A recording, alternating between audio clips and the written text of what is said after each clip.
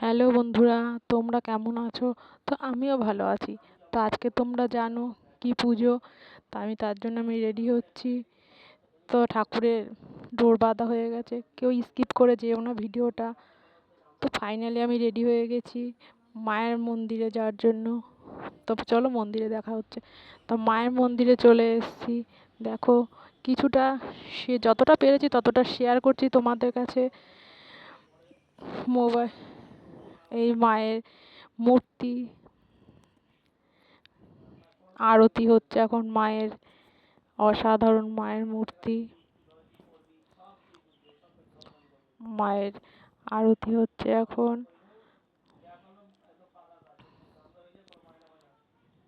আজকে আর কিছু ভিডিও দিতে পারলাম না, তো তোমরা লাইক কমেন্ট শেয়ার করে দিও।